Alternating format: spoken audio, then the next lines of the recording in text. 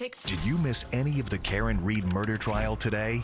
We have you covered. We're getting you caught up on everything you may have missed and what you can expect next in the trial. That's just minutes away at 7. Being nosy is a good thing. Like if you suspect a natural gas leak in your home or your neighborhood. It can produce a funny smell, similar to rotten eggs, a hissing sound, or a hazy white cloud. If you notice any of these signs, don't touch switches or use the phone. Get outside immediately. Then call 911 or your natural gas provider. Being nosy can keep you safe. From the member companies of the Northeast Gas Association. You're watching NBC10 Boston. News worthy of you. Tonight on Canton Confidential, conflicting memories. So it's fair to say that your memory is a little bit faulty. And poked holes in protocol. It was an oversight. An oversight? Yes, sir. The Karen Reed defense team striking quickly as the prosecution looks to lay out a cold-blooded crime. We found no breathing, no pulse. I hit him. Now it's 7. We are taking you into the courtroom to give you context and coverage like no other station. Canton Confidential, a Karen Reed murder trial, starts right now. Day 2 of testimony in the high-profile Karen Reed murder trial could prove consequential. Good evening, I'm Glenn Jones. I'm J.C. Monahan. Now, Reed, of course, accused of hitting her Boston police officer boyfriend John O'Keefe with her SUV and then leaving him to die in a blizzard. On the stand today were Canton first responders. The defense cross-examined Officer Stephen Seraph. He was the first officer on the scene the morning O'Keefe was found in the snow. We also heard from a second officer as well as a paramedic who gave first aid and a fire lieutenant. All right, to help break down today's key moments, let's send things out to NBC10's Kirsten Glavin. She is live outside the courthouse in Denham. Kirsten. Well, it was during today's cross-examination that we really heard the defense highlight some of the discrepancies between what was documented and what first responders said they remembered. Karen Reed's attorneys coming out swinging, piercing holes through the state story of what happened the moments after Boston police officer John O'Keefe was found dead. And see if you see that same person walking toward the house. Stop. Yes, I saw the shadow, yes. The first Canton police officer on scene, Stephen Seraph, shown this video of that snowy morning in 2022, then scrutinized. There was a person walking from the area where a body was found in the lawn of a house, walking into the house to make contact with other individuals, correct? It appeared that way, yes, sir. Does that seem appropriate to you? No. Seraph also changing his story from what was documented in his initial written report. Yes, it was an oversight. An oversight? Yes, sir. That a woman whom you made contact with, standing over the body of a fallen police officer, said to you, "This is my fault." Just missed that one. Yes? Yes, I missed it. Yeah, I didn't write it down. Other witnesses, including a Canton police patrolman. She was screaming, is that my boyfriend? Is he dead? And 2 members of the fire department who described seeing Reed hysterical, trying to perform life-saving measures on O'Keefe's body. I hit him. This paramedic questioned about what exactly he heard. That story has changed to you posed a question and she answered your question, correct? Correct. So which is it? Leaving court on Tuesday, we asked Karen Reed about that alleged confession. Karen, did you ever say I hit him? I did not. We're not concerned about any of the witnesses. None of the Commonwealth's witnesses are concerning us. Reed's father acknowledging the strain on their family. It's hell. I never thought we'd be in this position. Adding he's confident in Reed's attorneys. Knowing what we know and the truth before us, but we'll play it out. Now looking ahead, there is no court tomorrow, but this trial is set to resume for a half day on Thursday. Kirsten Glavin, thank you. We want to bring in now our first guest, Todd McGee, a retired Massachusetts State Police trooper who specializes in security analysis. And we want to get into this testimony today. Before this trial began, you told me you had some concerns about the policing in this case. It seems like on cross, that's exactly what the defense went after with Officer Stephen Seraph on the stand. Everybody wants to know, us included, why he wouldn't go inside that home on the night that the body was discovered. Of course, John O'Keefe's body found outside the home of Brian Albert, another Boston police officer, and yet the investigators never went inside. Let's listen to that moment of the testimony. Do you think that would have been appropriate protocol when dealing with a body laying on a lawn that is partially unclothed to look inside the house of the lawn? No. You didn't think that would have been an appropriate protocol? No. For you or anybody else? No. Okay, we have to admit, we're not law enforcement, but it does seem reasonable that you would go inside the home of the place where this happened. As a law enforcement investigator, the first thing you're looking for are facts. Facts lead to evidence. Evidence can be gleaned from eyewitness accounts, from the Ring doorbells, anything that can help you stitch this mystery back together again.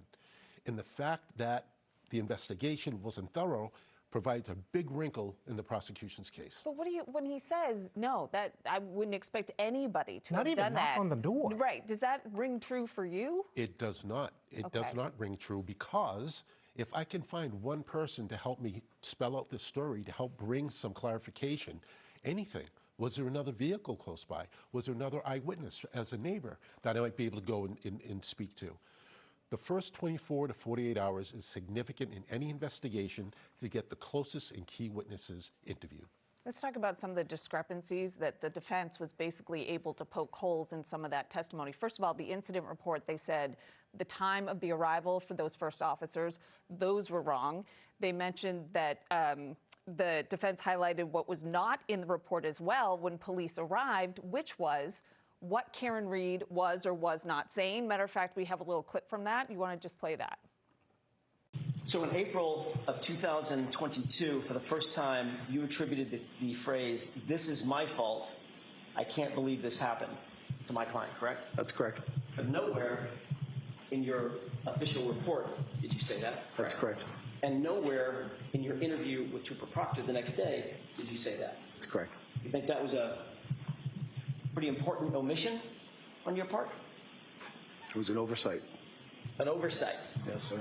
That a woman whom you made contact with, standing over the body of a fallen police officer, said to you, "This is my fault." Just missed that one.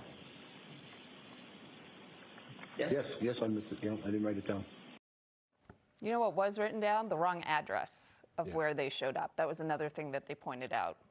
I'm not even going to tee this up. Just So missteps happen, which is the reason why you go into the residence, which is why you knock on doors. This is why you find other people that can help tell the story or help lead you to the next witness to help bring some clarity to this. As far as the time goes, the time reporting and documenting starts once you get the call, let alone on scene. When were you assigned the case?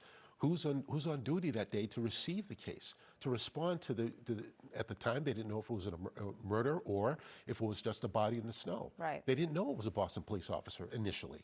So all that information had to be put together, it had to be researched and investigated. But how do the words "I hit him" not get into an initial report? I think, wasn't that the point? Like, how do you forget that? Yep. And that's the mystery here. We don't know what was going on in that investigator's day. Was he overwhelmed with additional cases?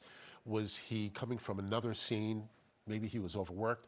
Could be a lot of factors for that. So again, mistakes happen, oversights happen, but that's why you have the additional pieces of information to help fill in the gaps. We're still early in this trial. At some point, we're going to see state police on the stand, and they're going to face some challenging questions. We know that based on what we heard in the opening statements from the defense.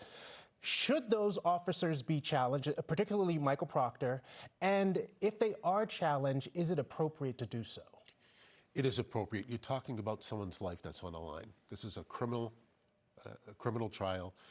Karen Reed has been alleged to have killed a Boston police officer, her boyfriend, but nonetheless, Boston police officer. So a high-profile case is the defense is going to peel back every layer they possibly can in order. All they need, the burden of proof is on the prosecution. Right. So they only need one juror, that could declare either a mistrial or an acquittal. A mistrial, we'll have to go through all this again. But if it's enough to create that doubt, that defense has done their job. Yeah, Todd McGee, I imagine we're going to see you a lot over the next 6 to 8 weeks. Yeah, we appreciate your insight. Thank you. When we come back, we bring in a criminal defense lawyer to help us understand why the prosecution and defense seem to be operating at two different speeds. For now, here's a live look at the Norfolk County Superior Courthouse in Denham. Canton Confidential continues after this.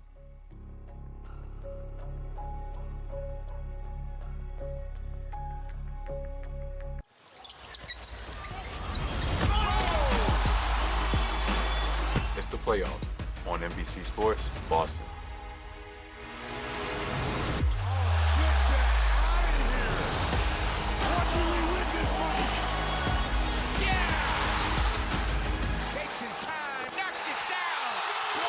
There you go, see ya!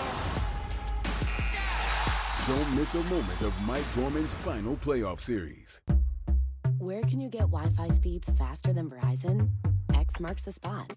Get the lowest price ever for Xfinity Gig Speed Internet with unlimited data included. That's Xfinity Gig Speed Internet for only $30 a month for 12 months with no annual contract. And you add a line of Xfinity Mobile Unlimited. If you want to save more than $800 over Verizon in your first year, X marks the spot.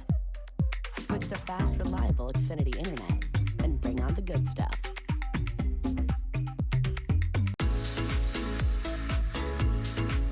Now is the time to be planning that family vacation, and Ocean Edge Resort and Golf Club is where you want to stay. It has everything you could wish for in an unforgettable family vacation. The beach, golf, delicious food, and where I like to stay is in the villas with beautiful bedrooms, outdoor seating, even a kitchen.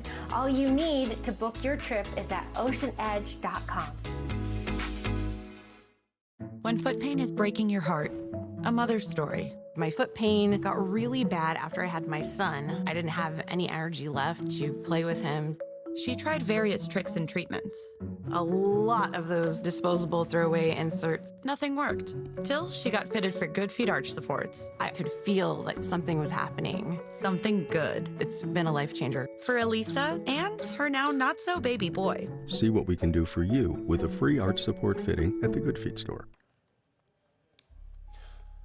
Welcome back to NBC10's Canton Confidential. We're only 2 days into testimony, but already we're seeing very different strategies from the two teams in the courtroom. Well, the prosecution appears to be slowly laying out their case, putting an emphasis. Let's start with the weather when first responders showed up at the house. While the defense, really, they seem to be going straight to the details of the case. Police logs, what exactly was said by Karen Reed to police that morning. So we want to break down these strategies. Joining us now is Morgita Darissier, an attorney with Bay State Law Group who specializes in criminal defense. Thank you so much for being with us. We need this perspective. Morgita, we're going to get to you in a moment, but we want you to help us figure out both sides and how effective they've been so far in this case. Let's take the second officer's testimony today. The prosecution asked him if anyone at the home or in the neighborhood came out when first responders were on the scene that morning. Let's listen. Now, as far as the residence in 34 Fairview Road, did you see anybody go in or come out of that residence during the time that you were on scene? No. And as far as any of the other residences on the entire rest of the street, did you see any of the neighbors or anybody else come outside at any point in time? I did not. Okay, it was early Saturday. It was dark. The prosecution seemed to effectively explain why perhaps the Alberts did not come outside. On the flip side, watch what the defense does on the cross of that same officer.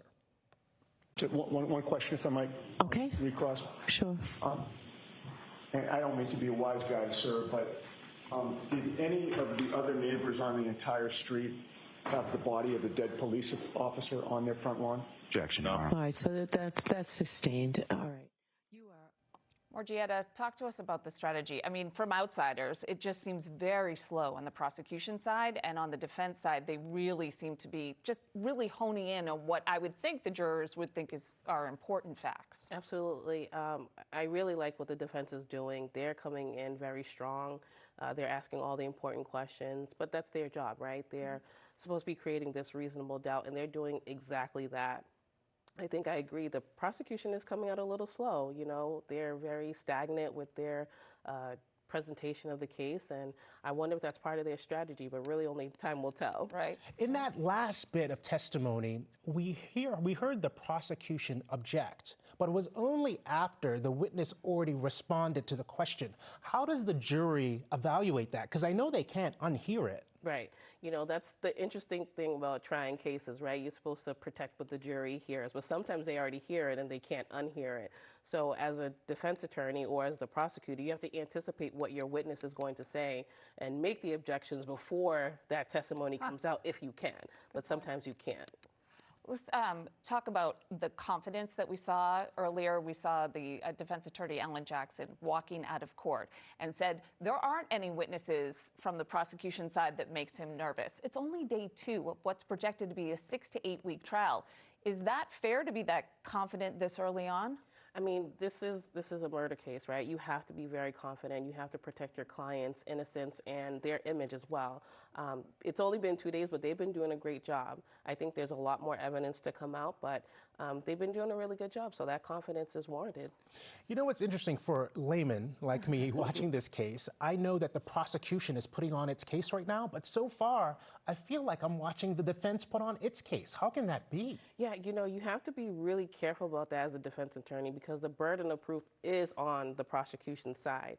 And at some point, you have to think about strategy and how much information do you poke at, how much information do you put on as a defense attorney. But when the prosecution is, you know, kind of given information that is easily poked at, you got to take those advantages.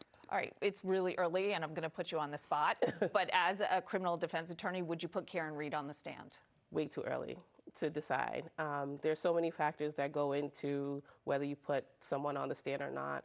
I'm sure they've talked about it behind closed doors, but it's way too early to decide that, even if I had the case. You have to feel it in the moment, whether or not the jury needs to hear and see her? Yeah, and you also have to see, you know, again, it's the prosecution's burden, right? So have they even met that burden yet, right? And, you know, that's something that you can't really ascertain until they're done. We'll have you back in 3 weeks and ask the same question. Thank you very much. Thank you. When we come back, our trial analyst, Sue O'Connell, was in the courtroom, and we'll talk with her about it. There was this lighthearted moment, if you can imagine, in this situation that happened today. What it says about perhaps Karen Reed's attorney. We'll be right back. Boston, where everyone has an opinion about everything. From the drivers to the chowder to the lawyers. Yeah, those guys who you joke about until you need one. Take Tuck and Pete Merrigan. They got opinions too. Ask them about justice, about responsibility, about winning. Not just those guys, these guys. Tuck and Pete, brothers who lead the injury law firm of Sweeney Merrigan. If you're ever injured, you don't need a miracle. You just need a Merrigan. Household expenses are higher, and at National Grid, we know more of our customers can benefit from extra assistance. We're here to help you manage your energy bills. It all starts with a no-cost home energy assessment. We'll assess your home and help find ways to reduce your energy costs. Like getting up to 100% off energy-saving upgrades based on income eligibility. Get started now and see what you may qualify for at ngrid.com/startsaving. This doesn't happen often. Choose from 2 incredible offers at Bernie and Phil's. With a minimum purchase, save up to $2,000 plus 0% financing for 1 year. Or choose 0% financing up to 72 months. We carry beautiful furniture at amazing prices. In-stock items are available for next day delivery. Or customize and receive in as little as 30 days. Make your home more comfortable with savings up to $2,000 or 0% financing up to 72 months at Bernie and Phil's. That's nice. In the next 30 seconds, 250 couples will need to make room for a nursery. 26 people will go all in. This family will get 2 bathrooms. And finally, one vacationer will say, "Yeah, whew, I'm gonna live here." But as the euphoria subsides, the realization hits. I gotta sell the house. Don't worry, just sell and buy in one move when you start with Open Door. Wow. Oh yes. Start with an all-cash offer at opendoor.com. Are you ready for ultra-reliable, ultra-fast, award-winning internet and better mobile? Experience astounding service and savings tailored to your needs. All from Astound. More value, superior customer service. Get internet for just $20 a month and add unlimited mobile on one of the nation's largest, most reliable 5G networks, free for 12 months. Be astounded and switch today. The Karen Reed murder trial is getting a lot of attention, not just around here, but around the country. Only a few dozen people are allowed in the courtroom on any given day, and we're joined by one of them tonight, our very own courtroom insider, Sue O'Connell. It's good to have you back. Good to be here. Sue, you were in the courtroom when they were picking the jury pool. Right. But today, not only was today day 2 of testimony and you were in the courtroom, but it was also the first day where the defense was cross-examining any of the witnesses. So just, can you give us the inside dish? Like, what was it like in there? Well, it's very snug. I know it doesn't seem so snug when you're watching on TV or online because you're seeing just a shot, but I can almost touch everyone who's in the courtroom, and that kind of gives it a different feeling because you're all up on top of each other. And you can see that this has really happened with the jury now. They come in with their books, their notebooks, they're paying attention, they're looking back and forth as the questions go back and forth. So the intensity is there in this intimate, like little tiny snug room. So there's a lot going on and you can really feel it. Just to point that out, this is a different courtroom than when we started. Right, so on that point, sightlines were very much an issue in the other courtroom, even though it was larger. This one is much smaller. I imagine sightlines are no longer an issue. Not at all. I mean, I can tell what people have in their pockets and if someone's ordering lunch. I mean, there's no phones allowed in there, but I mean, yeah, there's no sightline problem. And I think it's also very interesting because that also means that the witnesses are very close to the jury and the families. There aren't a lot of people allowed in. There's no room for them. So the supporters of Karen Reed, the family of O'Keefe and supporters there are all very close together. That intimacy then, that would be effective on the jury one way or another. I mean, if you're hearing John O'Keefe's family crying and literally could reach out and touch them, but at the same time, if you're testifying and I could basically sort of, that you feel that. You do, and you also, when you're listening to the dash cam footage, it's really loud, and it's really, really, touches you that this is happening, and it's a bit disturbing. I mean, these cases, murder cases, are serious, and when you see this kind of evidence, if you're a human being, it's disturbing, but to be in that small room and have it be so loud, that's also hard. Sue, let's pivot to one of the lighter moments during testimony today. A Canton paramedic was asked to describe the injuries he observed on John O'Keefe's body, and he spoke about scratches he saw on O'Keefe's arm. Let's listen. But the word that you used was scratches. Yes, there were like furrows down. Say that again? Furrows, if you will, for lack of a better term. I don't understand that word. So if you remove something, you create a furrow in the skin. Is that? Furrows. Yes, there you go. Sorry. Excuse my accent. Oh, no. I'm on your turf. Fair enough. It's my accent. Yeah, I mean, this is a serious business, right? This is John O'Keefe is dead. It's a tragedy. And so when you get this kind of one moment of levity around it, even though it's around a gruesome detail, and what defense attorney Alan Jackson did, which was kind of brilliant, is it was brilliant. He apologized. I'm on your turf. That definitely, I have no doubt, endeared him to the jury. And what's also funny is everybody in the courtroom knew what that witness was saying, except for Alan Jackson. So that was kind of the funny kind of group moment there as well. Our experts who were here before you are really sort of describing a scenario where the defense is landing the first punches. Is that the way you see it as well? Absolutely. I mean, if we can't, but if we could talk to the jurors, I think I would ask, what are the stories that you are hearing from the prosecution and from the defense? I would say the prosecution should be saying, Karen Reed was drunk, Karen Reed drove, John O'Keefe is dead, we think she did it. And the defense is saying, look at how messy this is, she is innocent, she is set up. But we're only hearing the defense part, even though the prosecution is calling the witnesses. And they are setting this very slow timeline of what happened and setting the scene. And I know that it's important for them, for the prosecution, to describe the snow and the ice and how cold it was, because it's important to the evidence of how long the body was there and all these other things. But I almost saw a juror roll her eyes when another witness was asked about the weather report, which we talked about last night here. Because it's established now. It's established. It was a blizzard, and it was cold, and so I just don't know what this is accomplishing by rehashing evidence, facts that have already been established. You have to remember there are humans in the jury pool who are, we get tired or you can drone on too long and people just sort of tune out. Right, people stop listening, right? All right. Sue, thank you. You're welcome. An update from the Canton police audit and the contentious meeting we saw last night. That's when we come back.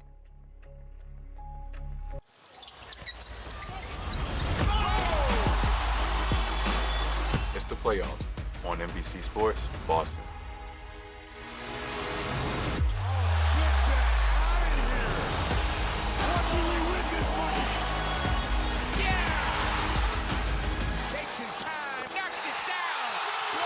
There you go, see ya! Don't miss a moment of Mike Gorman's final playoff series. Weather on NBC10 Boston is brought to you by Stop & Shop. Feed the moment. Massachusetts, want to save energy? Eversource, a proud sponsor of Mass Save, is here to help with weatherization, the most cost-effective way to lower energy use while making your home more comfortable.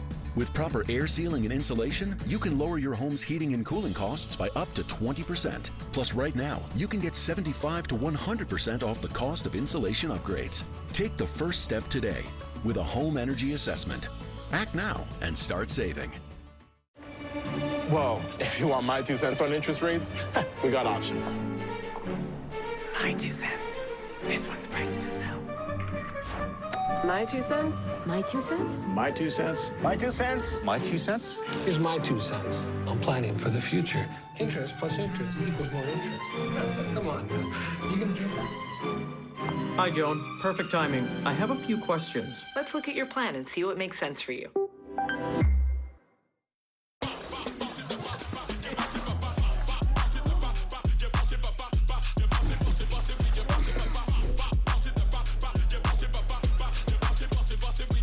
I really love it here.